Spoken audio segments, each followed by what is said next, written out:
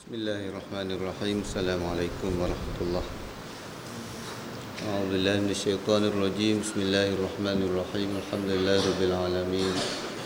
Wa afdhalus salati wa atammut taslimi ala sayyidina Muhammadin asyrafil anbiya wal mursalin wa ala alihi wa sahbihi ajma'in. Allahumma 'allimna ma yanfa'una wanfa'na bima 'allamtana wa zidna min karamika 'ilman ya akramal akramin. ربنا افتح بيننا وبين قومنا بالحق وأنت خير الفاتحين لا حول ولا قوة إلا بالله العلي العظيم لا حول ولا قوة إلا بالله العلي العظيم. Muslimin dan muslimat yang dikasihi dan dirahmati sekalian, insya-Allah pada malam ini kelas yang ke-65 daripada siri pembacaan kitab Bulughul Maram min Adillatil Ahkam. Dan kita akan menyambung bab berkaitan dengan jual beli, dan kita dah masuk muqaddimah di dalam babul buyu', muqaddimah di dalam babul riba berkaitan dengan hukum riba. Dan kita dah tahu bagaimana larangan hadis, kita dah baca tentang hadis larangan daripada terlibat dengan urusan jual beli yang berlandaskan riba. Dan insya-Allah pada malam ini kita akan melihat pula hadis-hadis tentang apakah perkara-perkara yang dikatakan riba. Dan sebagaimana biasa, kita perlu tahu bahawa perbincangan di dalam fiqh hadis ini dia agak umum sedikit. Dia tidaklah terlalu detail sebagaimana kita belajar kitab fiqh. Kalau kitab fiqh, dia hukum hakam dia bukan hanya berlandaskan kepada hadis ataupun ayat-ayat Quran semata-mata, tapi di sana ada dalil-dalil yang lain lagi, ijma', qiyas dan seumpamanya, yang kita lihat kebiasaannya dari segi hukum hakam. Perbicaraan hukum hakam dalam kitab fiqh dia lebih detail lagi. Jadi kita bila membicarakan tentang fiqh hadis, iaitu kita membaca hadis-hadis ahkam, sudah pastilah kalau saya lebih suka untuk membicarakan tentang hukum hakam secara sepintas lalu, tidaklah terlalu detail masalah hukum hakam, kerana pendetailan masalah hukum hakam kita perlu mengkaji ataupun perlu belajar kitab fiqh pula. Dan insya-Allah kita terus kepada hadis bisanadil muttasili ila al-Imam Ibn Hajar rahimahullahu taala wa an Abi Sa'id wa bihi qala wa an Abi Sa'id al-Khudri radhiyallahu anhu anna Rasulullah sallallahu alaihi wasallam qala la tabi'u adh-dhahaba bidh-dhahabi illa mithlan bimithlin ولا تشف بعضها على بعض ولا تبيع الورق بالورق إلا مثلا بمثل ولا تشف بعضها على بعض ولا تبيع منها غائبا بناجز متفق عليه. Abu Sa'id Al-Khudri radhiyallahu anhu menceritakan bahawa Nabi sallallahu alaihi wasallam bersabda, janganlah kamu menukar emas dengan emas, melainkan yang sama dengan yang sama, iaitu sama qadar timbangannya. Dan jangan sampai kamu melebihkan salah satunya di atas yang lain. Janganlah kamu menukar perak dengan perak kecuali melainkan yang sama dengan yang sama. Jangan sampai kamu melebihkan salah satunya di atas yang lain. Dan jangan pula kamu menukarnya antara yang tidak tunai dengan yang kontan, iaitu tanpa hutang. Ditulis itu kontan, hutang. Sebenarnya najiz ni tanpa hutang.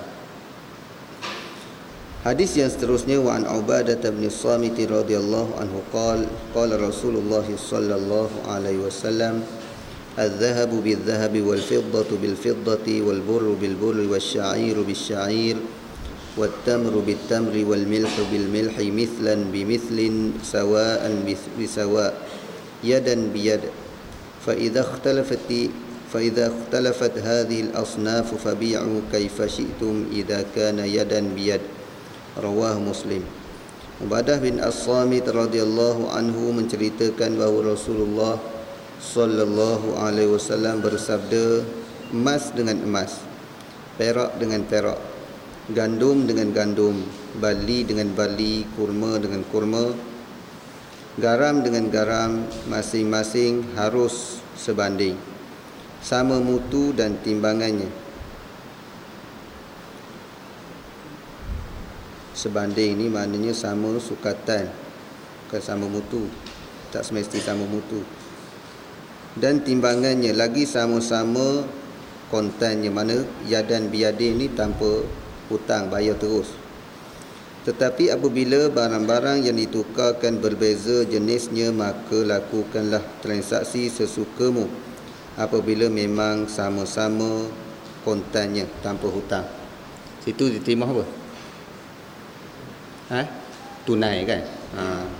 Di sini tulis kontan. Saya pun tak faham apa kontan, tapi saya faham yadan biyadin ataupun najis dengan tunai.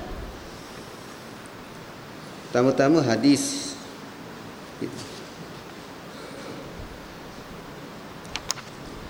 kita baca satu lagi hadis, makna dia sama.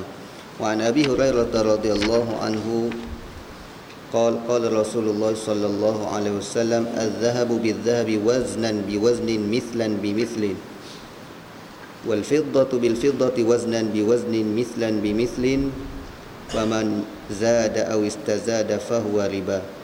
Abu Hurairah radhiyallahu anhu menceritakan bahawa Rasulullah sallallahu alaihi wasallam pernah bersabda, emas dengan emas harus ataupun sama, mesti sama timbangan dan qadarnya. Di sini tu mutunya.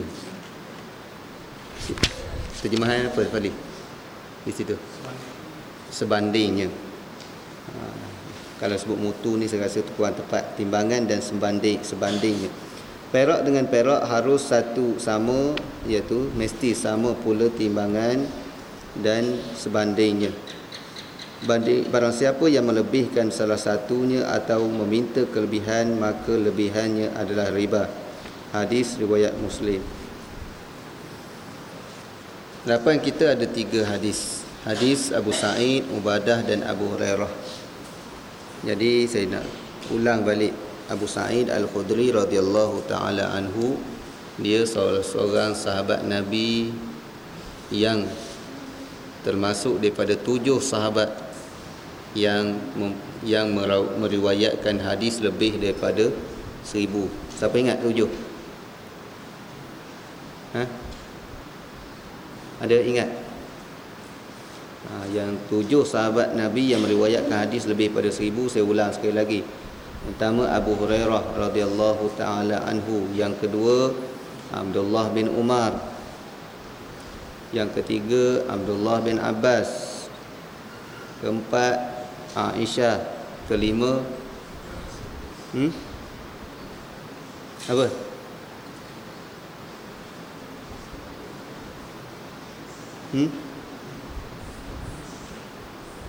Bunyi jauh-jauh dari belakang. Anas bin Malik. Kemudian Abu Sa'id Al-Khudri dan Jabir bin Abdullah radhiyallahu anhum ajma'in. Ni sahabat, 7 sahabat yang meriwayatkan hadis lebih daripada 1000 hadis. Jadi selain daripada 7 ni, mana sahabat-sahabat yang selain daripada 7 ni meriwayatkan kurang daripada 1000 hadis. Tapi jangan kita silap faham, jangan kata riwayat kurang pada 1000 hadis mereka ni jahil. Bukan bererti mereka jahil, tetapi di sudut periwayatan sahaja. Abu Sa'id Al-Khudri bernama Sa'ad bin Malik bin Sinan. Sa'ad bin Malik bin Sinan. Jadi hadis tersebut hadis yang sahih, diriwayatkan Bukhari, Muslim. Hadis Ubadah bin As-Samit juga merupakan hadis yang sahih riwayat Imam Muslim. Hadis Abu Hurairah juga diriwayatkan oleh Bukhari dan Muslim. Jadi di dalam ketiga-tiga hadis ini Nabi sallallahu alaihi wasallam menceritakan asnaf, dinamakan al-asnaf ar-ribawiyah. Kita biasa dengar asnaf apa? Asnaf zakat aja. Di sana ada asnaf ar-ribawiyah, iaitu barang-barang barang-barang yang dikira riba. Suatu perkara yang barang-barang ataupun benda-benda yang disebut oleh Nabi sallallahu alaihi wasallam yang dikira riba. Dan barang-barang al-amwal ataupun lebih terkenal bukan kadang-kadang digunakan al-asnaf ar-ribawiyah dan lebih masyhur dengan nama al-amwal ar-ribawiyah, barang harta-harta yang dikira riba. Ada beberapa yang disebut oleh Nabi sallallahu alaihi wasallam ataupun secara lebih tepat lagi ada 6 perkara yang disebut oleh Nabi sallallahu alaihi wasallam. Yang pertama, emas dengan emas. Yang kedua, perak. Yang ketiga, albur, gandum. Yang keempat, asyair. Asyair ni sejenis bijirin ataupun bali. Situ terjemah apa? Asyair. Tengok hadis Ubadah bin As-Samit tu. Gandum, lepas gandum terjemah sebelum kurma. Gandum, sebelum gandum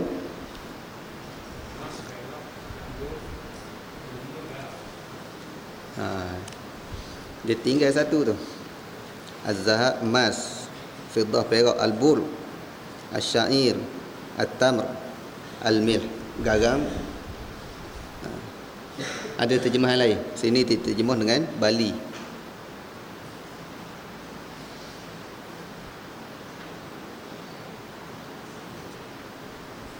Ada terjemahan sama bali.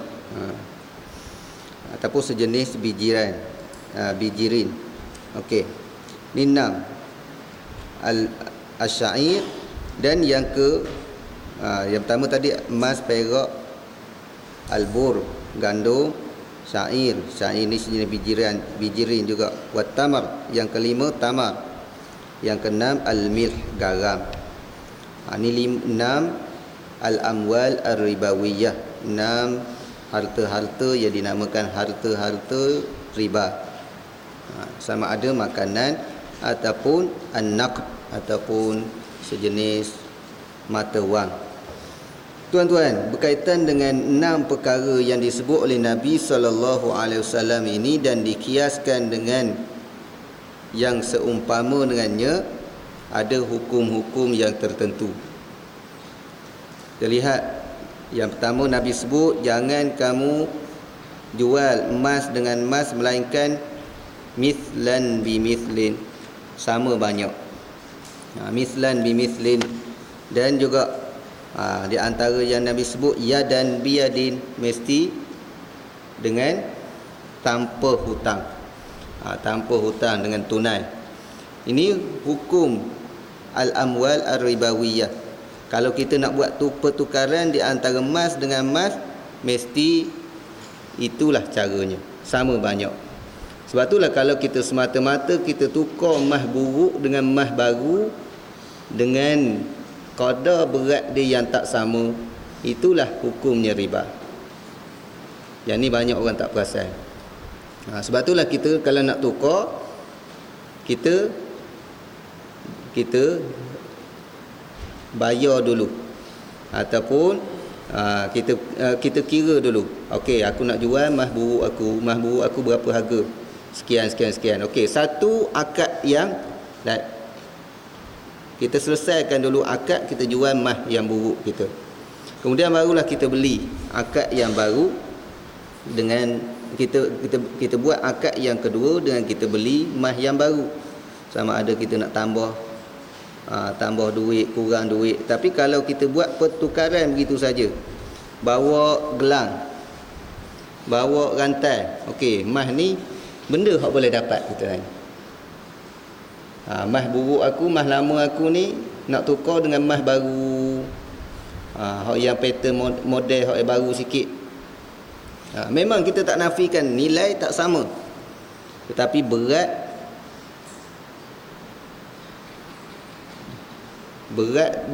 tak sama. Berat tak sama dan nilai pun tak sama. Dalam isu ni memang kita tak boleh nak tukar direct. Mestilah caranya kita tukar dengan duit dulu, dengan nilai duit dulu. Kalau kata emas yang buruk kita 200 gram contoh, ataupun 50 gram. Ni kalau nak tukar dengan emas baru boleh dapat emas yang 45 gram sahaja. Hak yang 200 gram boleh tukar dengan emas yang berat dia 170 gram saja. Kita carilah hak mana 170 gram, kita tukar selalu. Itu dinamakan riba. Sebab apa? Sebab Nabi menyatakan illa mithlan bimithlin, sama, mesti sama kadar beratnya. Dia tidak dinilai, tidak kira emas tersebut emas buruk, emas baru, tak kira. Tapi bila emas mesti sama berat kalau kita nak tukar. Dia tak kira juga sama nilai. Emas kita tu dah lama nilai dia dah jatuh, emas baru nilai dia lebih tinggi, itu tak kira. Tapi dia kira berat. Begitulah juga al-warik. Warik ni perak. Perak pun sama. Tu syarat yang pertama, mesti sama. Yang kedua, wala tabi'u minha ghaiban binajis. Jangan pula kita melakukan pertukaran emas dengan emas, perak dengan perak, dan harta-harta riba ini dengan cara kita berhutang. Okey, aku nak ambil emas ni nanti dulu, esok baru aku bayar dengan emas buruk aku. Ataupun aku bagi emas buruk hari ni, esok baru aku ambil emas baru daripada kamu. Walaupun emas buruk dengan emas baru tersebut sama berat dia, tetapi bila tidak berlakunya yadan biyadin ataupun at-taqabud, pertukaran secara terus daripada dalam satu majlis, maka hukumnya adalah riba. Sebab tu riba ni jangan kita faham, riba ni hak yang duduk dalam kepala kita, kalau hutang RM50 bayar 100, bayar 60, hak tu je kita bayar riba. Tetapi ada al-amwal ar-ribawiyah yang memang dinaskan dalam hadis-hadis Nabi sallallahu alaihi wasallam. Begitulah juga dalam isu makanan. Dua tadi sebagai contoh bagi an-naqd ataupun ats-tsamaniyah yang dinamakan mata wang. Pertukaran pertukaran barang yang dikira sebagai mata wang. Dan di sana ada barang-barang yang dinamakan ta'miyah ataupun at-ta'am, jenis makanan yang disebut oleh Nabi SAW macam gandum. Termasuklah apa? Kalau tempat kita ni beras. Beras nak tukar beras dengan beras. Tapi kalau kita beli beras dengan duit, tu tak timbul masalah dah. Nak tukar beras dengan beras. Beras siang, kita ni pengusaha beras, sebagai contohnya pengusaha padi. Orang kita nak jual beras hak baru kita tersebut, tapi kita nak tukar dengan beras yang dah beras lama yang dah dipacking, memang mungkin harga dia lebih rendah lagi. Yang tu juga kena sama kadar dia. 100 kilo sama 100 kilo. Beras siam nak tukar dengan beras Malaysia, 100 kilo mesti sama 100 kilo. Tu memang tidak boleh kita melebihkan di antara satu sama lain. Kurma ni kurma Nabi, ataupun ajwah nak tukar dengan kurma biasa, mestilah sekilo sama sekilo, 2 kilo sama 2 kilo, dan begitulah seterusnya. Tak boleh lebih, tak boleh kurang. Dah kalau kita rasa rugi, bayar dengan duit. Sekilo kurma ajwah menyamai 5 kilo. Kurma ajwah katakan RM100, kurma biasa RM20 sekilo. Jadi tak timbul masalah kalau kita guna duit. Tukar. Kita beli kurma ajwah RM100. Dia beli dengan kurma biasa dengan kita RM100, dapat 5 kilo. Tapi kita melakukan transaksi tersebut dengan mata wang. Tapi kalau kita tukar direct kurma sekilo ajwah dengan 5 kilo kurma biasa, yang tu confirm dikatakan riba. Kurma al-milh, beras, sebagaimana yang saya sebut tadi ni. Dan para ulama mengkiaskan, para ulama dia membicarakan tentang isu riba ni, apa dia illah.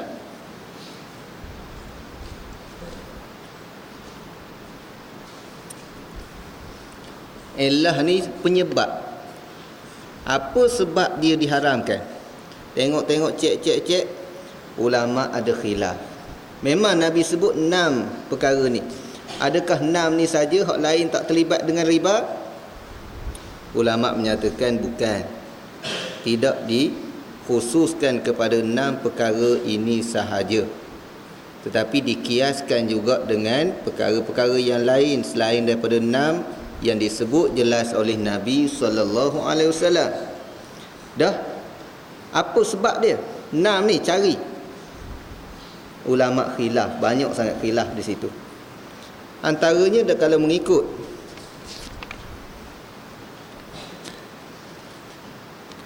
mazhab kita, mazhab Syafi'i rahimahullahu ta'ala, menyatakan bahawa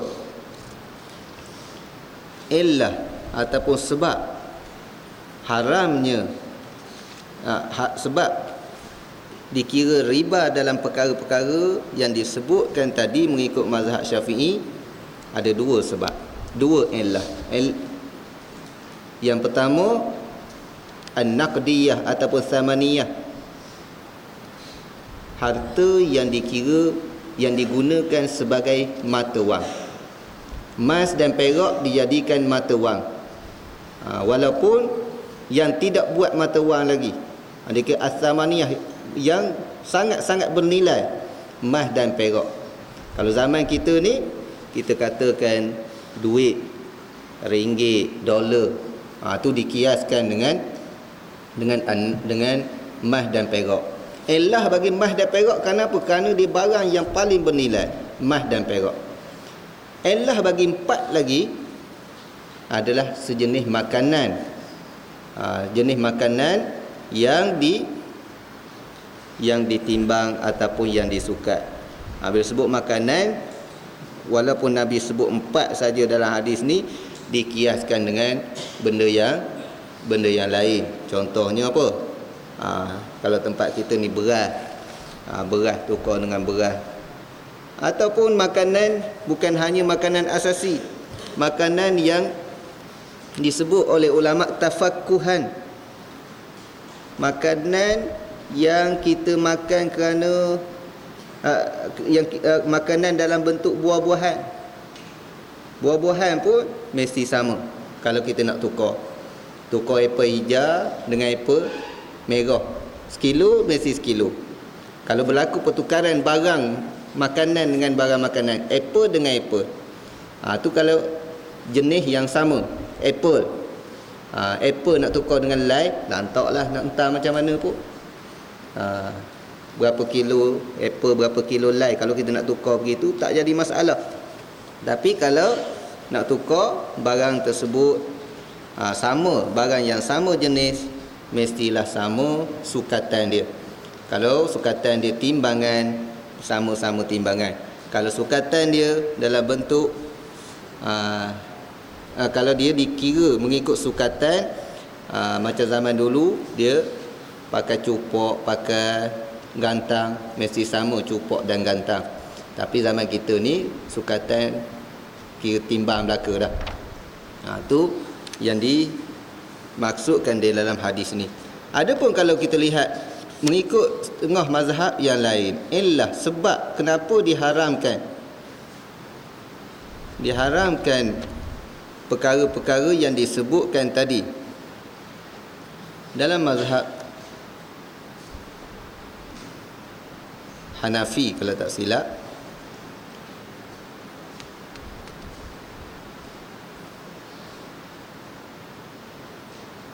ada satu mazhab menyatakan bahawa sebab diharam ittifaqul jinsi wat taqdir, iaitu benda yang ada persamaan jenis dan qadar, sama ada barang tersebut barang yang ditimbang. Hak ni lagi berat. Sejenis barang yang ditimbang, hak tu tak boleh sama. Besi ditimbang, timbang besi, nak tukar besi sama besi pun tak boleh sama. Ni lagi berat, kerana dia kata barang yang ditimbang ataupun barang yang disukat, tak kira jenis sukat apa sekalipun, walaupun bukan makanan. Walaupun bukan makanan, hak jenis sukat, tu juga dikira riba. Jadi kalau mengikut pandangan ini, barang yang dikira riba adalah jauh lebih banyak berbanding dengan apa yang ijtihad dalam, yang difatwakan di dalam mazhab kita, mazhab Syafi'i. Mazhab Syafi'i dikiaskan dua perkara sahaja, dua illah sahaja, iaitu illah dia adalah an-naqdiyah, iaitu jenis mata wang, barang-barang yang dikira bernilai dijadikan mata wang dalam pertukaran barang. Dan yang kedua jenis makanan, sama ada makanan asasi ataupun makanan yang tidak asasi. Sebab itulah kalau ikut mazhab kita, dia barang-barang yang dikatakan riba ni tidaklah sebanyak apa yang kita lihat dalam mazhab yang lain tadi. Tapi ada pandangan yang dinamakan pandangan zahiri. Pandangan zahiri ini memang pandangan yang sangat-sangat lemah lah. Golongan yang menafikan kias. Dia tak kias. Bila Nabi sebut hak tu je, tak boleh dan benda lain. Sebab itulah pandangan hak zahiri ini, dia mengatakan bahawa selain daripada apa yang disebut oleh Nabi SAW secara nas di dalam hadis, tidak dikira riba. Contoh macam masalah duit kan, kita simpan duit, orang bayar dengan duit apa tu, hak tu tak kira riba. Tapi ini pendapat yang dikira batil, yang dikira salah oleh ulama. Kerana apa? Kerana percanggahan khilaf di antara ulama mazhab dengan zahiri. Ulama tidak ambil kira pandangan zahiri. Pandangan zahiri tersebut tidak termasuk dalam khilaf yang muktabar. Maknanya walaupun ada khilaf, tak boleh kita kira khilaf dengan dia.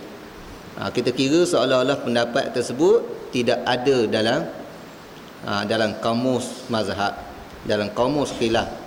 Kalau kira masalah khilaf yang tidak muktabar ni, yang bercanggah dengan ijma' ulama', khilaf zahiri ni tidak mencacatkan ijma' ulama'. Kalau ulama' lain semua kata masalah ini ada kias, masalah ni dikiaskan dengan perkara yang lain, tiba-tiba zahiri seorang kata tak boleh nak kias, kita kena pakai hak tu saja, maka masalah ni tetap ijma' ulama' kata kena kias. Maknanya percanggahan zahiri ni tak boleh ambil kira. Bukan semua khilaf ulama' boleh kita ambil kira. Dan kalau saya nak sentuh sikit bab khilaf ulama' ni, kita pegang satu kaedah yang disebut oleh ulama', laisa kullu khilafin jaa mu'tabara illa khilafan, ataupun illa khilafun lahu hazzun minan nazari. Bukan semua khilaf boleh nak ambil kira, kecuali khilaf yang ada dalil, yang ada hujah. Dan alhamdulillah, setakat pemerhatian saya dan pemerhatian ulama-ulama yang saya lihat, mereka mengatakan khilaf di dalam mazhab 4 adalah khilaf yang muktabar.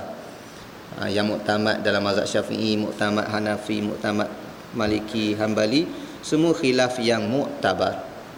Bukannya walaupun nampak macam lemah, tetapi mungkin lemah dari sudut pandangan kita, tetapi dia masih dikira khilaf yang muktabar.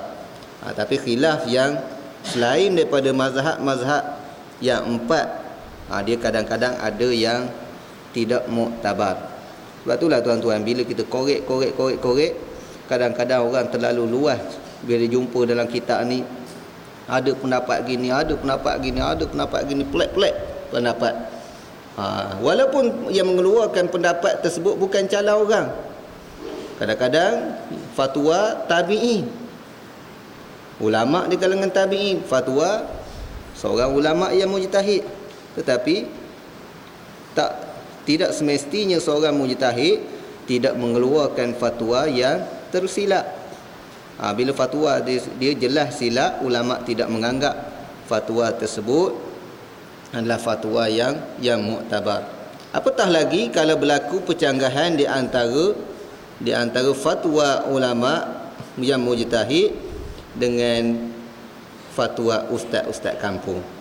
Tu zaman kita dah ada ustaz cakap gini, ada ustaz cakap gini. Kalau ustaz cakap dia berdasarkan kepada fatwa-fatwa ulama yang muktabar, waktu kita boleh pakai. Tapi kalau ustaz tu hanya berdasarkan kepada saya rasa, waktu kita kena cek balik adakah sama pendapat tersebut pernah dikeluarkan oleh ulama yang muktabar ataupun hanya perasaan dia sahaja. Itu berkaitan dengan al-amwal ar-ribawiyah secara sepintas lalu. Okay, kita berpindah kepada hadis yang seterusnya. Bab riba ni, kalau kita nak bincang secara panjang, memang bab ni saja makan masa 10 kuliah kot. Tapi kita ambil mafhum yang disebut dalam hadis. Wa an Abi Sa'id radhiyallahu anhu wa an Abi Sa'id al-Khudri radhiyallahu anhu wa Abi Hurairah radhiyallahu anhuma wa an Abi Sa'id wa Abi Hurairah radhiyallahu anhuma qala anna Rasulullah sallallahu alaihi wasallam ista'mala rajulan ala Khaybar faja'ahu bitamrin janib faqala Rasulullah sallallahu alaihi wasallam akullu tamri Khaybar hakadha faqala la wallahi ya Rasulullah inna lana'khudhu as-sa'a min hadha bis-sa'ain wath-thalatha faqala Rasulullah sallallahu alaihi wasallam la taf'al bi'il jam'a bid-darahim thumma bta' bid-darahim janiba wa qala fil mizan mithla dhalik muttafaqun alayhi wa li muslimin wa kadzalikal mizan. Abu Sa'id Al-Khudri radhiyallahu anhu dan Abu Hurairah radhiyallahu anhu, keduanya menceritakan bahawa Rasulullah sallallahu alaihi wasallam pernah menugaskan seorang lelaki untuk menggarap kebun kurma Khaybar, iaitu untuk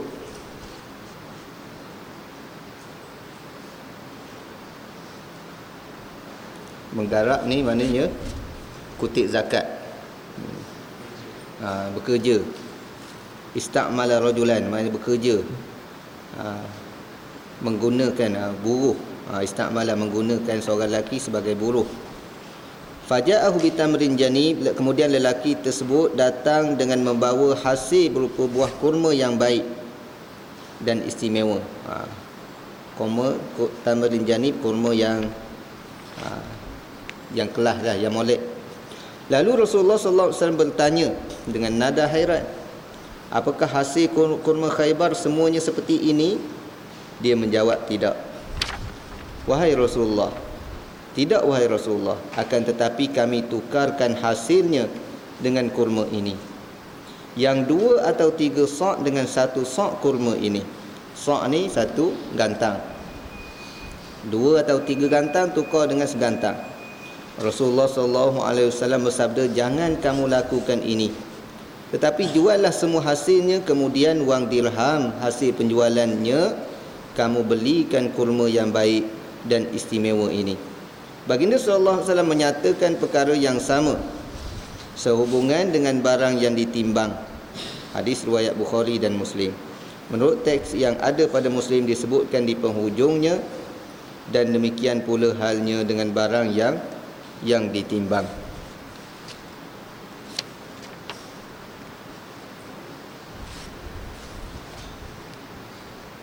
Hadis ni menceritakan kepada kita bahawa Rasulullah SAW mengajar cara untuk kita melepaskan diri daripada riba. Kisah dia seorang bekerja di Khaybar. Dia bekerja di Khaybar, dia bawa baliklah hasil daripada kerja dia. Antara hasil yang dibawa balik apa dia? Dia bawa balik kurma segantang. Dia bawa kurma yang jenis molek. Nabi tengok, molek belaka ni, kurma di Khaybar jenis gini belaka ke? Dia kata tak. Jadi aku pilih yang tak molek tu aku tukar. Jadi yang jenis grade B, grade C tu aku tukar ambil grade A. Cara aku tukar macam mana? Yang grade B aku nak dapatkan grade A, 2 gantang aku tukar dengan segantang. Aku nak bawa balik yang molek belaka, grade A belaka. Mungkin grade bawah tu, grade C, mungkin aku tukar dengan 3 gantang. 3 gantang grade C, aku dapat segantang grade A. Maknanya pertukaran di antara kurma yang grade dia tinggi dengan kurma yang grade rendah dengan qadar yang berbeza. Sukatan yang berbeza. 1 gantang ditukar dengan 2 gantang, 1 gantang ditukar dengan 3 gantang. Lalu Nabi SAW melarang. Ini menunjukkan jual beli yang seumpama ini dinamakan riba. Cara yang nak menyelamatkan daripada riba iaitu dengan menggunakan mata wang. Kalau kamu nak bawa balik hak yang molek belaka dan kamu rasa rugi, hak grade A segantang nak tukar dengan grade B segantang, rasa rugi.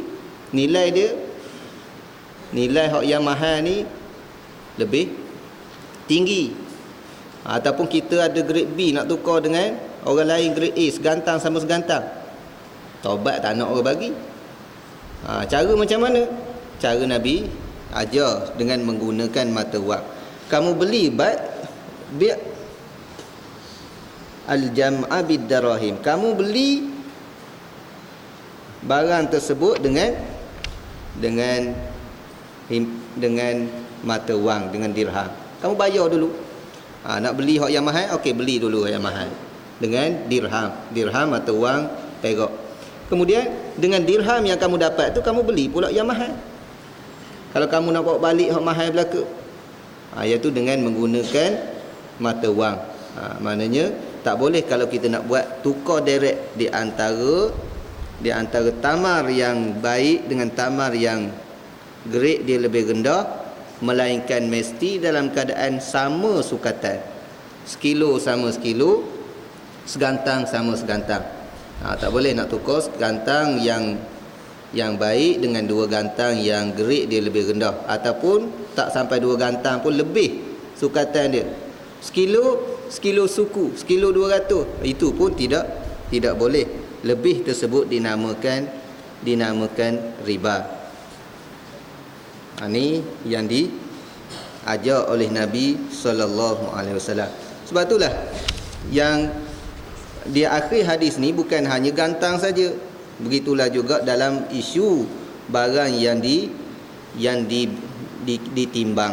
Gantang dikira sukatan, bukan barang yang disukat saja, barang yang ditimbang juga, itulah penyelesaian dia. Sebab tu kalau kita nak beli emas, nak tukar dengan emas lama, kita nilaikan emas kita dengan wang ringgit. Barulah selesai masalah dan kita boleh melepaskan diri kita daripada terlibat dengan riba. Maknanya ada 2 akad di situ. Akad kita jual emas buruk kita dengan akad kita beli emas yang baru. Kalau kita buat tukar terus, yang tu confirm riba, kecuali dengan qadar yang sama, 200 gram sama 200 gram, dan begitulah seterusnya. Wa an Jabir bin Abdullah radhiyallahu anhuma qala naha Rasulullah sallallahu alaihi wasallam an bai'i subrati min at-tamri la yu'lamu makiluha bil kailil musamma min at-tamri, rawahu Muslim. Jabir bin Abdullah radhiyallahu anhu menceritakan bahawa Rasulullah sallallahu alaihi wasallam telah melarang menukar satu longgok, satu longgokan kurma yang tidak diketahui sukatannya dengan kurma lain yang jelas sukatannya.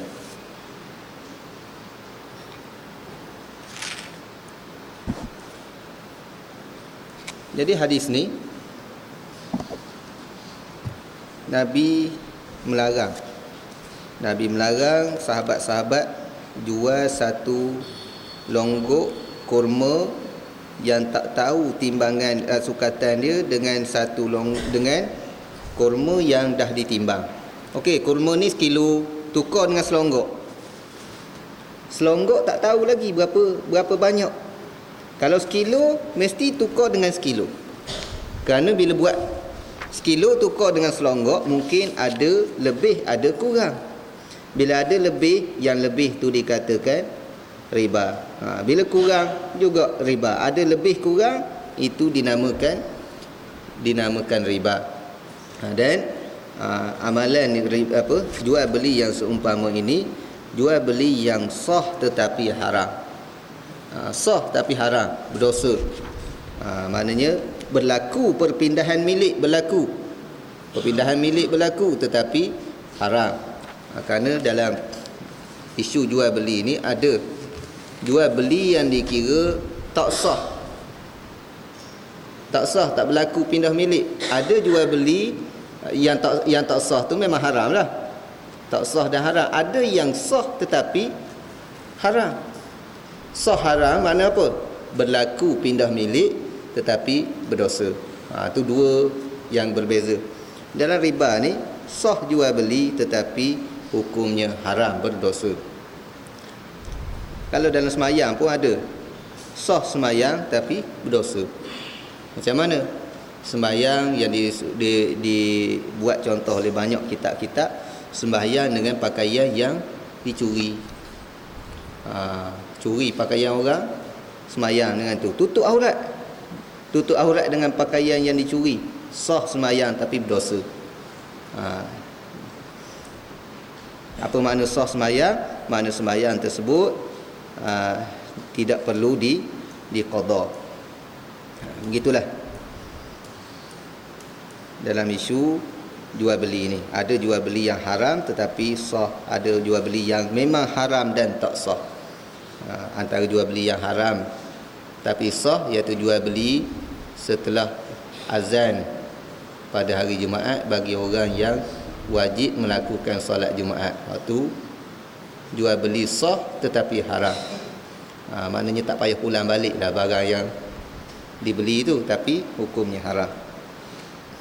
Wa an Ma'mar bin Abdullah radhiyallahu anhu qala inni kuntu asma'u Rasulullah sallallahu alaihi wasallam yaqul at-ta'amu bit-ta'ami mithlan bimithlin wa kana ta'amuna yawma idzin asy-sya'ir, rawahu Muslim. Ma'mar bin Abdullah radhiyallahu anhu menceritakan bahawa Rasulullah sallallahu alaihi wasallam, bahawa dia pernah mendengar Rasulullah sallallahu alaihi wasallam bersabda, bahan makanan. Di sini Nabi sebut at-ta'am, makanan ditukar dengan makanan, kedua-duanya mithlan bimithlin, mesti mempunyai persamaan.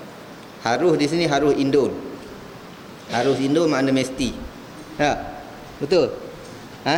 Harus tu makna wajib.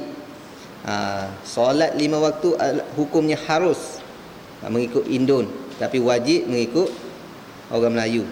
Bukan berbeza hukum dah, tetapi berbeza istilah. Istilah orang Indon harus tu mana wajib. Bagi seorang Muslim tidak harus melakukan puasa Ramadan. Bagi itu mengikut bahasa Indon. Sebab tu kita ni selain daripada kita nak faham, dalam kita nak memahami hukum-hukum, kita juga perlu mengetahui istilah-istilah yang digunakan di dalam kitab-kitab. Kerana kadang-kadang kitab ni guna istilah ni makna lain, kitab ni guna istilah ni makna lain. Jadi kita guna istilah kitab A pada kitab B, jadi kita silap faham. Tu banyak sangat berlaku. Apa hukum minum tuak? Tuak Terengganu halal, tuak Pahang haram. Tak? Betul tak? Kenapa? Kerana tuak Terengganu, air nira tu dipanggil tuak. Air nira yang elok lagi tu. Tapi bagi orang Pahang, tuak dia dah mabuk tu. Selagi tak mabuk dipanggil nira. Tak masang, tak elok lagi tu dipanggil nira, tak panggil tuak. Sebab tu saya mula-mula pergi belajar Terengganu dulu, budak-budak makan aiskrim tuak. Yang jual pula ustaz. Ada ustaz warden tu dia jual aiskrim tuak. Kita mula-mula biar betul ke geger Terengganu ni mabuk belaka ni agaknya. Duduk dalam kepala kita. Tengok budak-budak makan tak ada apa-apa gitu gini. Dah lah kita try rasa. Tengok ustaz pun tak marah, apa tu tak marah, rasa-rasanya tak ada masalah lah ni. Kita rasa rupa-rupanya nira. Tapi dipanggil tuak, kita jadi apa? Mula-mula tu sangkaan kita tu macam kita nak sangka buruk dah ke orang Terengganu. Rupa-rupanya perbezaan istilah sahaja.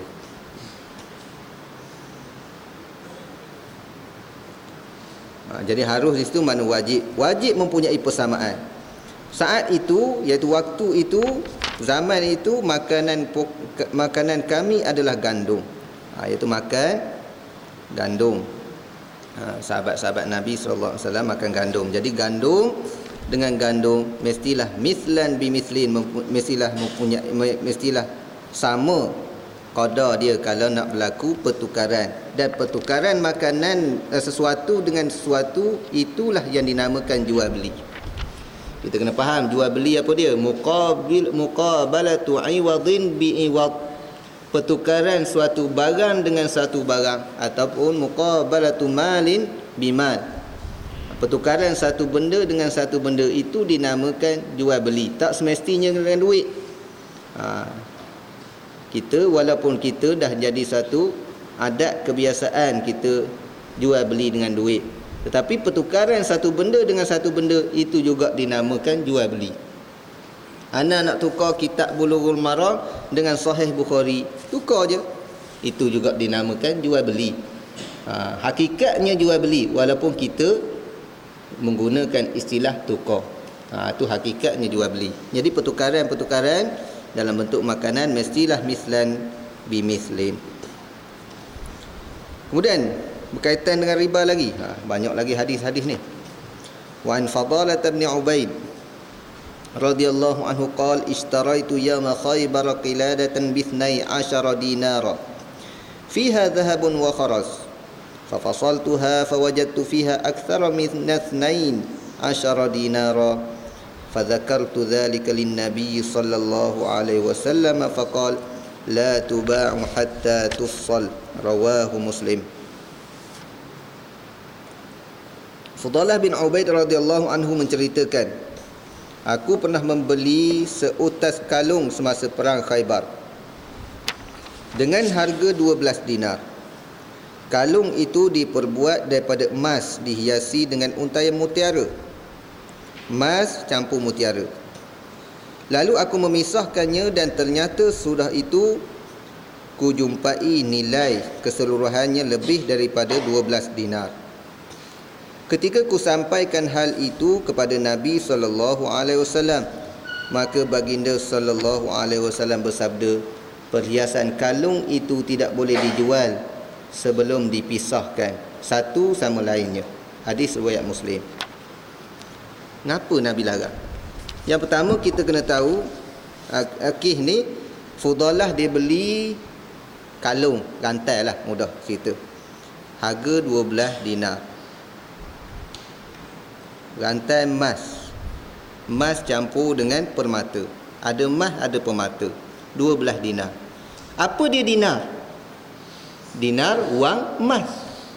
Jadi pertukaran emas dengan emas. Walaupun nama dia dah tukar jadi dinar, hak ni nama dia dah tukar jadi kila dah, jadi kalung. kalung emas dengan wang emas. Jadi kalung ni selain daripada kalung, dia ada apa? Ada permata, ada mutiara. Mana bukan kalung saja. Lepas pada tu dia asingkan di antara permata yang ada ataupun mutiara yang ada pada kalung tersebut. Rupa-rupanya harga dia lebih daripada ataupun berat dia, qadar dia lebih daripada 12 dinar.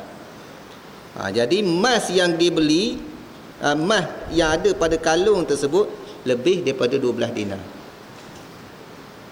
12 dinar dia bayar dengan 12 dinar. Dah berlaku tidak sama di situ. Lalu dicerita kepada Nabi sallallahu alaihi wasallam, Nabi kata la tuba'u hatta tufsal. Kamu tak boleh jual kecuali kamu pisah. Apa makna? Pisahkan emas tersebut daripada di antara kalung dengan mutiara ataupun permata yang ada pada kalung. Pisahkan dulu. Bila pisah, kita boleh tahu berapa berat dia. Bila kita tahu berat dia, kita nak tukar dengan dinar. Dinar adalah mata wang emas. Kalung daripada emas, emas sama emas, mestilah sama berat, baru selamat daripada riba. Ini yang dimaksudkan oleh Nabi sallallahu alaihi wasallam. Ini pertukaran barang dengan barang. Kalau kita beli dengan duit, tu tak timbul masalah lah. Kalau pertukaran barang yang berbeza, emas nak tukar dengan perak, tu fabi yang kaifa syi'tum, jual lah bagaimana kamu nak. Sekilo perak dengan 200 gram emas, halal, tak jadi riba. Tu tak jadi masalah. Tapi dengan satu syarat. Satu syarat dia yadan biyadin pula. Syarat ni tetap kekal, mesti pada waktu yang sama, tak boleh dilakukan secara hutang. Bab yang seterusnya, wa an Samurah bin Jundub radhiyallahu anhu qala anna an-nabiy sallallahu alaihi wasallam naha an bai'il hayawani bil hayawani nasi'atan, rawahu al-khamsah wa sahahahu at-Tirmidzi wa Ibnul Jarud. Samurah bin Jundub radhiyallahu anhu menceritakan bahawa Nabi sallallahu alaihi wasallam melarang menjual belikan haiwan dengan haiwan secara nasi'ah, iaitu pembayaran yang bertempoh, iaitu bayar dalam keadaan berhutang. Dinilai sahih oleh Tirmidzi dan Ibnul Jarud. Hadis riwayat khamsah dinilai sahih oleh Tirmidzi dan Ibnul Jarud. Disebut riwayat Tirmidzi, maksud dia di dalam kitab beliau Al-Jami' ataupun Sunan Tirmidzi. Walaupun Imam Tirmidzi ada kitab yang lain, di antaranya Marasil, di antaranya Ilal, tapi bila tidak disebut nama kitab, hanya disebut riwayat Tirmidzi, maka yang dimaksudkannya ialah daripada kitab Al-Jami' ataupun Sunan.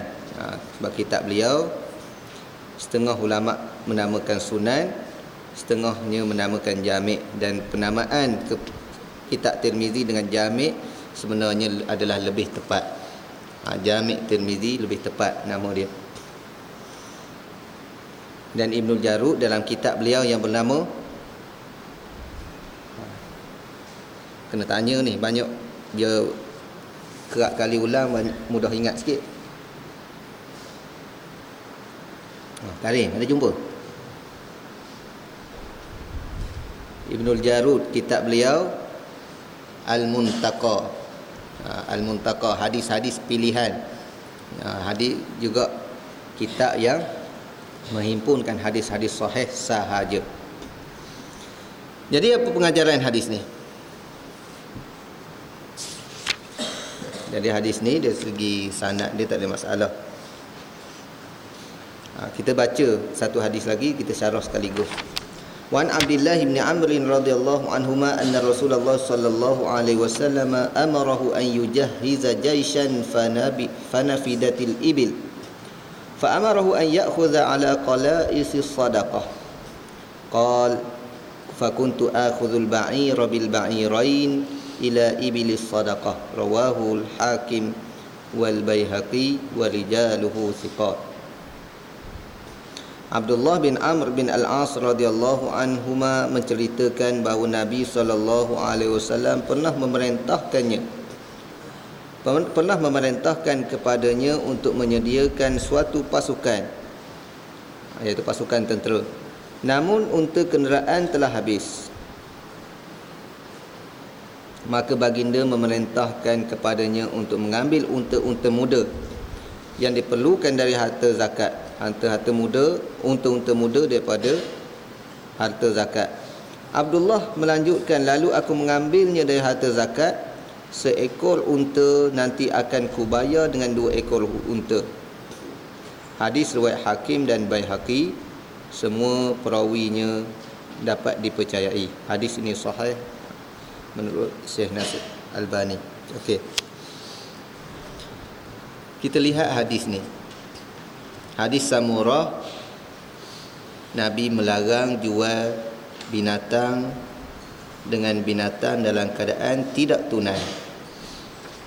Okey, aku beli lembumu, nanti mu serah pada aku kebamu sebulan lagi. Itu maksud dia. Maknanya pertukaran lembu dengan keba sebulan tempoh. Tapi kalau tukar terus, tu tak timbul masalah. Itu yang dimaksudkan oleh hadis Samurah. Maknanya mestilah dalam bentuk najis, dalam bentuk terus kita terus berlakunya pertukaran tanpa ada sebarang hutang. Mana tak baik, tak serah lewat. Kalau serah lewat itu dilarang oleh Nabi. Tapi kalau kita lihat hadis Abdullah bin Amr pula, dia kata dia membeli dengan menukar seekor unta dengan 2 ekor unta. Unta dengan unta. Tapi nak bayar bila? Bayar lewat. Bayar lewat. Bayar lewat apa dia? Fakuntu akhuzul ba'ira bil ba'irain ila ibilis sadaqah. Aku mengambil daripada harta zakat seekor, nanti akan kubayar dengan 2 ekor unta. Maknanya tak bayar selalu, bayar lewat. Nampak macam bercanggah. Maknanya boleh bayar lewat. Daripada 2 hadis ni,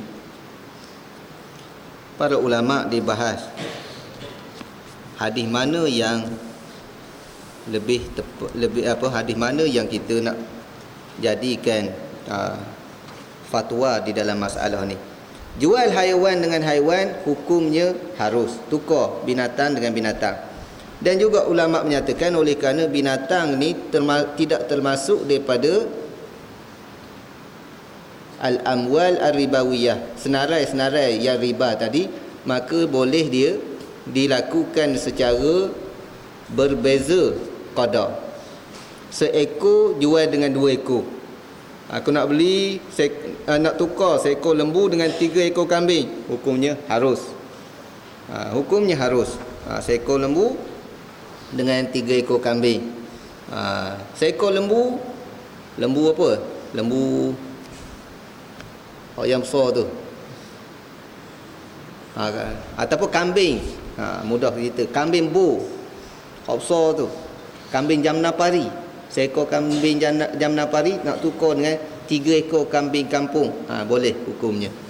Kerana dia bukannya amwal ribawiyah. Tidak dikiaskan kepada mana-mana bahagian dalam riba. Boleh. Tapi adakah boleh pertukaran tersebut dalam bentuk nasi'ah? Dalam bentuk tangguh. Aku serah hari ni, selang selepas pada tu habis majlis akad, serah kemudian. Adakah boleh dibolehkan ataupun tidak? Jadi dalam masalah ni Imam Hanafi dan mazhab Hanafi dan mazhab Maliki, mereka berpegang dengan hadis Samurah bin Jundub, mengatakan tidak dibenarkan. Tidak dibenarkan. Mereka lebih mentarjih, menguatkan berdasarkan hujah-hujah yang lain. Mereka menguatkan hadis Samurah bin Jundub yang mengatakan tetap tidak boleh.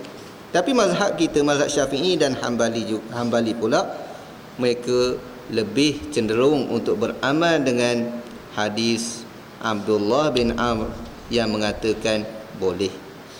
Kerana dalam hadis tu maknanya Abdullah bin Amr menyatakan bahawa dia bayar lewat. Bayar lewat. Dan tuan-tuan, kenapa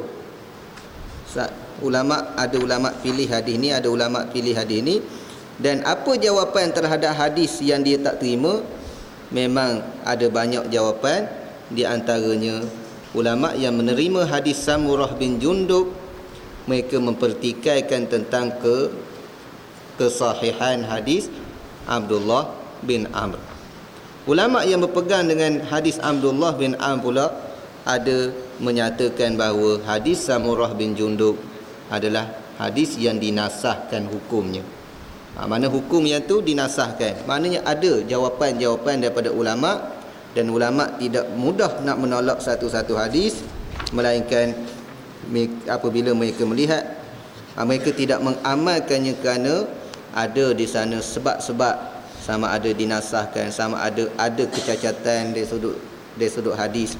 Bila berlakunya percanggahan pada kedua-dua hadis yang hadis dalam bab yang sama, tu kerja-kerja ulama lah tuan-tuan. Ini dalam masalah ni dinamakan dalam ilmu usul fiqh masalah ta'arud wa tarjih. Apa makna ta'arud? Nampak bercanggah. Ta'arud percanggahan, zahir nampak bercanggah. Jadi kerja-kerja ulama apa dia? Tarjih. Tarjih ni cari fakta-fakta lain, cari hujah-hujah lain, cari qarinah-qarinah lain yang boleh menyokong yang mana. Dia cari. Orang ni cari jumpa lebih kuat hadis Abdullah bin Amr. Ada orang lain buat kajian, dia melihat bahawa lebih kuat hadis Samurah bin Jundub. Itu mengikut kajian ulama-ulama mujtahid. Sebab itulah kerja-kerja ulama ni bukan kerja-kerja yang senang dalam nak mengeluarkan satu-satu hukum. Bukannya mereka mencari dalil untuk nak menguatkan hujah masing-masing, tapi mereka melihat dalil dan mereka nak mencari apakah hukum yang dikeluarkan daripada dalil-dalil tersebut. Kita ni tuan-tuan banyak apa? Bila kita keluar satu-satu hukum, bila orang petikai, kita baru sibuk nak cari dalil yang menyokong pendapat kita. Orang kata Ustaz Khairul salah bab tu, Ustaz kata gini. Kita pun gelabah, duk belek-belek carilah kok mana sekalipun. Google tak Googlenya habis kita tekan nak cari kok ada orang menyokong pandangan kita, jumpa satu dua yang menyokong, hak tu lah kita bawa kulu kilih. Tapi ulama dulu dia meletakkan kebenaran. Bila nampak ada hadis-hadis yang bercanggah, mereka berusaha untuk nak memahami percanggahan tersebut. Macam mana, sama ada boleh kita kompromikan di antara dua dalil, hadis ni dengan makna dengan dalam situasi begini, hadis ni dalam situasi begini, ataupun kalau tak boleh nak kompromi, apakah sokongan-sokongan daripada hujah-hujah yang lain.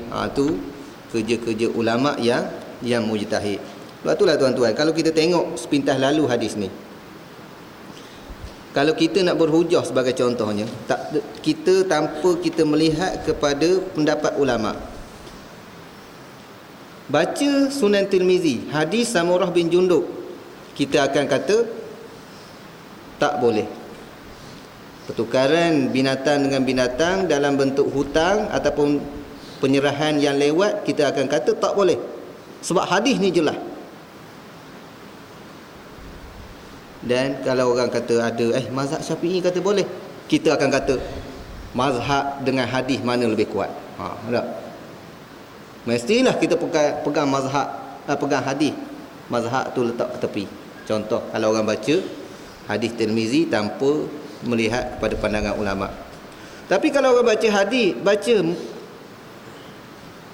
hadis Abu Daud pula, hadis Abdullah bin Amr, selain daripada Hakim Baihaqi, dia juga diriwayatkan oleh Imam Ahmad dan Abu Daud.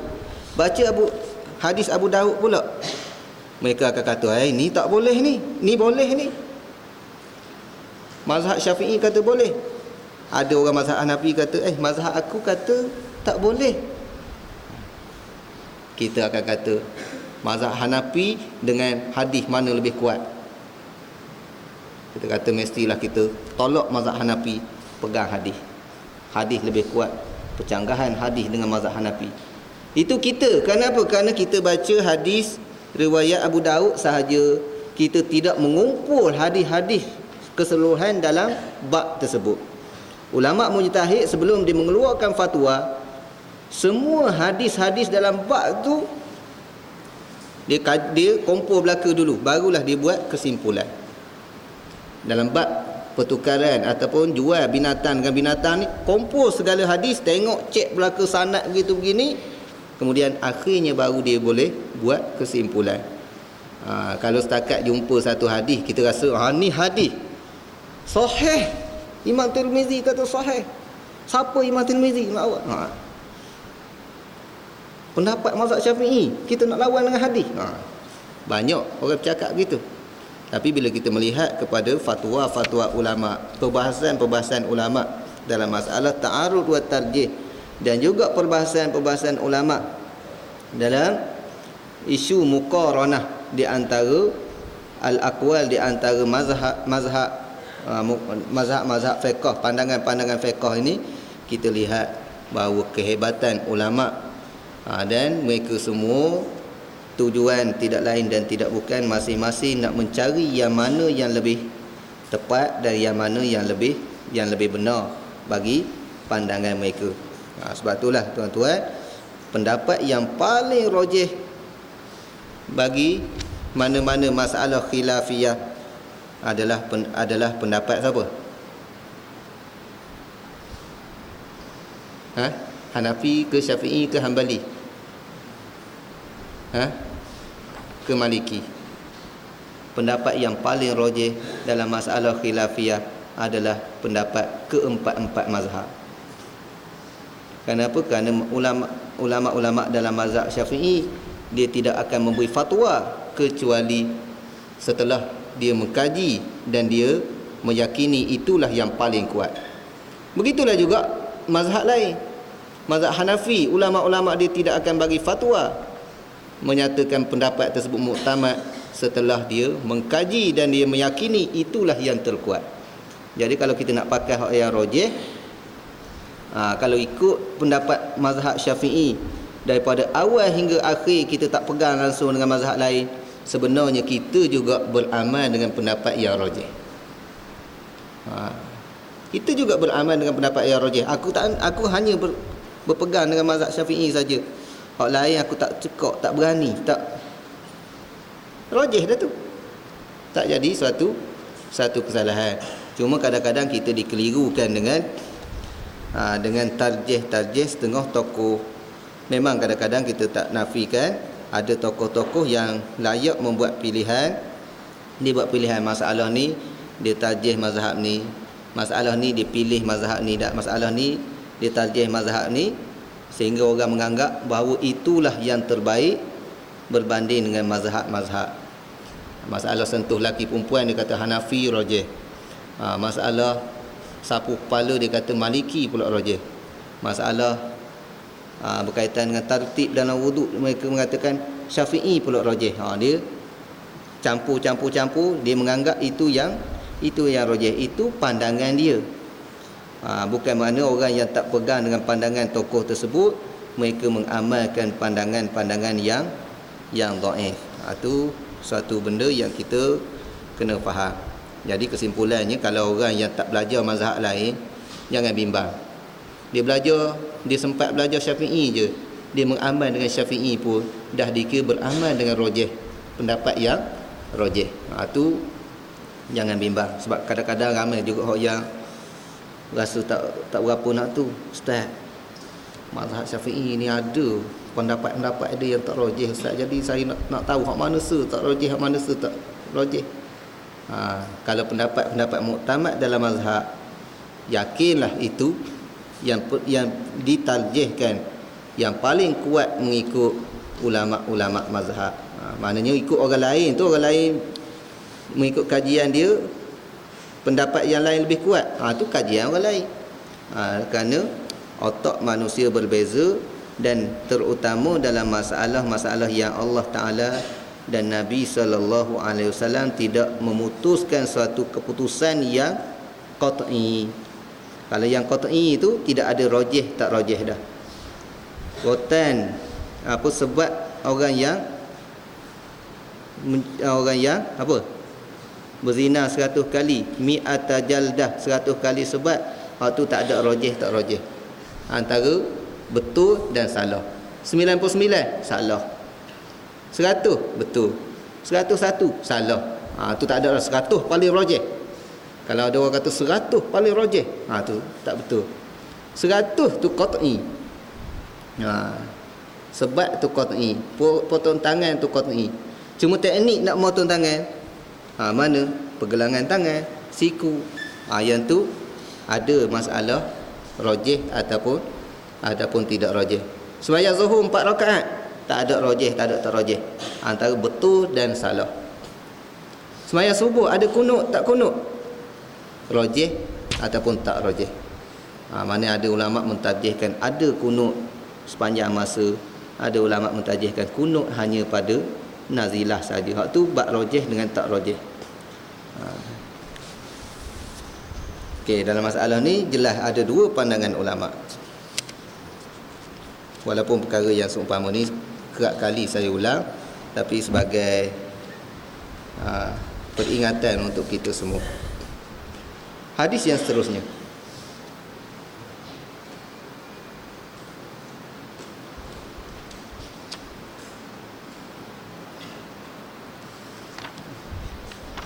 wa an ibni Umar radhiyallahu anhuma qala sami'tu Rasulullah sallallahu alaihi wasallam yaqul idza tabaya'tum bil 'ainati wa akhadhtum adnab al baqari wa raditum biz zar'i wa taraktumul jihad sallallahu alaikum dhullan la yanzi'uhu hatta tarji'u ila dinikum. Rawahu Abu Dawud min riwayat Nafi' anhu wa fi isnadihi maqal wa li Ahmad nahwuhu min riwayat Atha wa rijaluhu thiqat wa sahahahu Ibnu Al-Qattan. Ibnu Umar radhiyallahu anhuma menyatakan bahawa dia pernah mendengar Rasulullah sallallahu alaihi wasallam bersabda, apabila kamu mula menyukai jual beli, dia sebut situ. Yang tepat apabila kamu melakukan jual beli secara inah. Apa dia inah kita akan terangkan. Wa akhadhtum aznabal baqar, kamu mengikut ekor lembu. Maknanya kamu sibuk dengan ternakan. Sibuk dengan ternakan. Wa raditum bizar, rasa puas hati puas dengan bertani. Maknanya sibuk dengan bertani. Wa taraktumul jihad, dan meninggalkan jihad. Nescaya Allah Ta'ala akan menimpakan kehinaan kepada kamu yang tidak akan diangkat olehnya dari kamu sebelum kamu kembali kepada agama kamu. Hadis riwayat Abu Daud melalui jalur Nafi' daripada Ibnu Umar radhiyallahu anhuma, namun sanadnya masih disangsikan. Imam Ahmad telah meriwayatkan hadis yang sama melalui jalur Atha. Semua perawinya berpredikat siqah dan dinilai sahih oleh Ibnu Al-Qattan. Hadis ni Nabi mengkritik beberapa tindakan. Tindakan ini yang menyebabkan manusia jadi hina. Bila menyebabkan manusia jadi hina, menunjukkan kritikan tersebut adalah suatu perkara yang dilarang. Yang pertama, tabaya'tum bil 'ainah. Kamu melakukan jual beli secara inah. Apa jual beli inah ni? Seorang yang menjual harta dia dengan satu harga secara hutang. Aku jual kitab ni dengan harga RM50, tapi hutang. Kemudian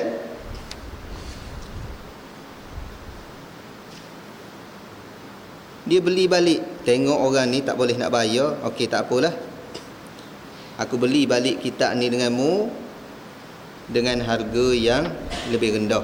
Harga RM50 tadi tinggal RM40. Aku dah bagi kitab ni, mau pegang dah 2 minggu, jadi harga RM50 Jadi aku beli semula dengan harga RM40. RM10 mu tangguh. Ini jual beli inah. Dan yang kedua, Nabi sebut kamu akhaztum. Akhazah makna ambil ekor lembu. Maknanya kamu ni sibuk kerja di pagi petang siang malam ngekor binatang ternakan saja, tak fikir bab jihad. Menega, tadi dah nega dah macam-macam sampai perkara cara yang haram pun kamu menega. Kemudian kamu juga sibuk berkaitan dengan ternakan. Ada ataupun waraditum bizar, kamu rasa puas hati dah, lega dah, padan dah dengan kerja-kerja bertani. Orang yang cucuk tanam, sibuk dengan kebun durian, padan dah kebun durian. Orang yang nanam padi, padan dah dengan padi. Dan bila kamu lakukan semua itu dan taraktumul jihad, kamu tinggal perjuangan, tinggal jihad, ini menyebabkan kehinaan. Secara umumnya Nabi tak larang. Tapi Nabi larang apa?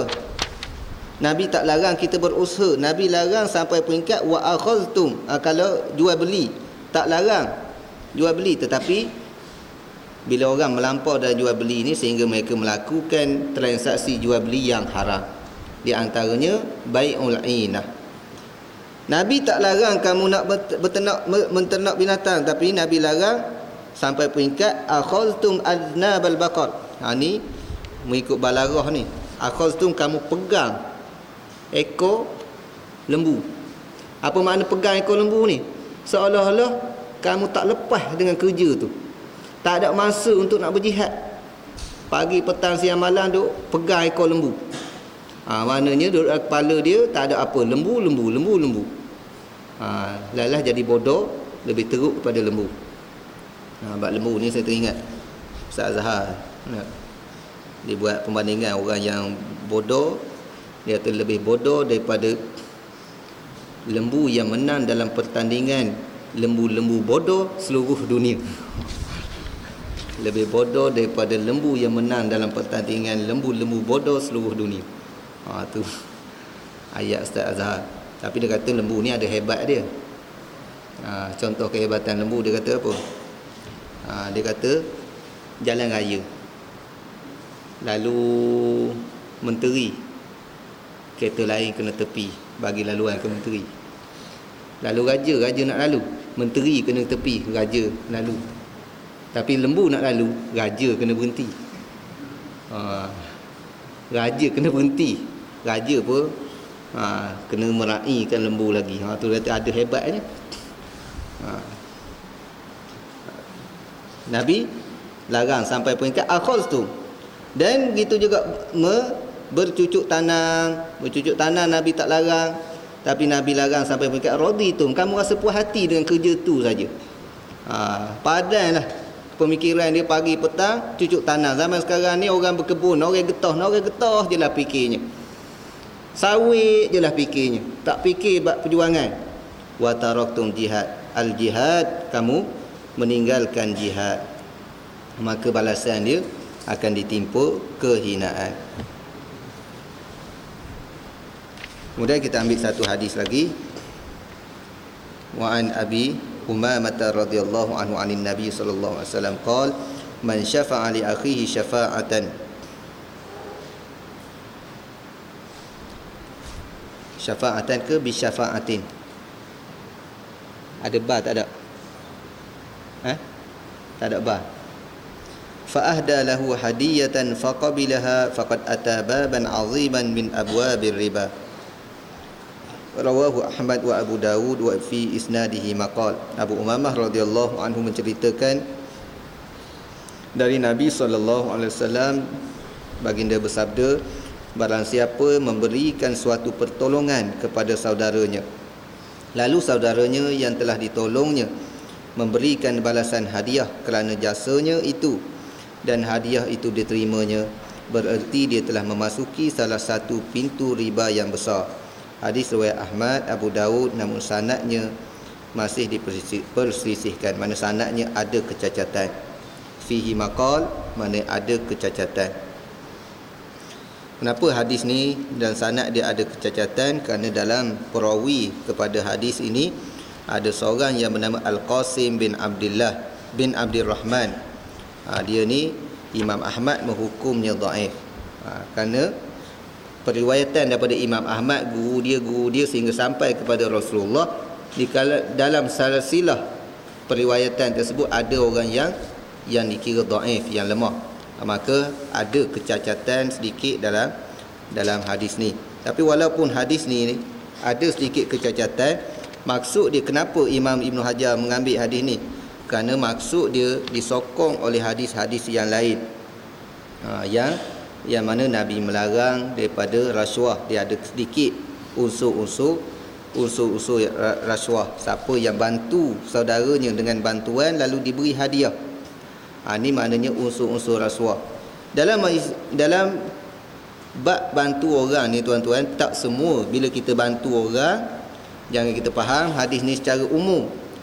Kalau kita faham hadis ni secara umum, makna apa? Siapa-siapa orang yang bantu orang lain lalu orang bagi hadiah, maka dia telah melakukan, telah masuk satu pintu daripada pintu riba. Maknanya dah melakukan satu dosa.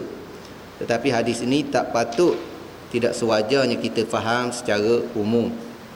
Kerana perbahasan ulama menyatakan, setelah dilihat kepada hadis-hadis yang lain juga, mereka mengatakan ada hadiah yang dikira haram, ada hadiah yang tidak dikira haram. Hadiah yang dikira haram macam mana? Di antaranya orang tengah yang memang itu merupakan suatu tanggungjawab dia. Tanggungjawab dia, tiba-tiba dia diberi hadiah lagi, itu dikira haram.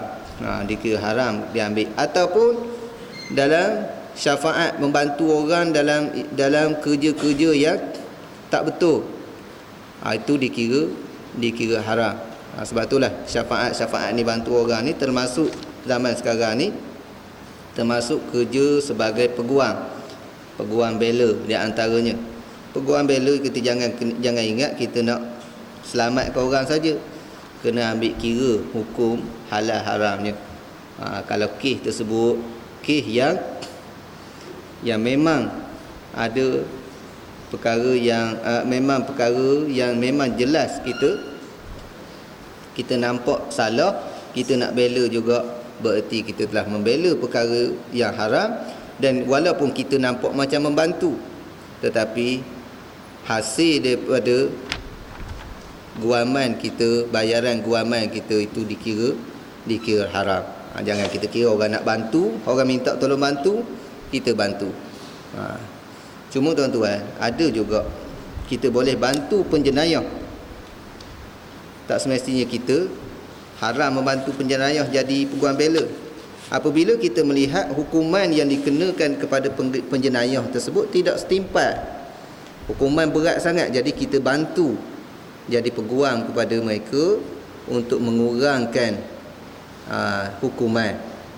hukuman tersebut. Kerana hukuman yang kita lihat tu tidak bersetimpal, melampaui batas yang sepatutnya mengikut syarak. Itu bantuan-bantuan yang kita perlu detailkan.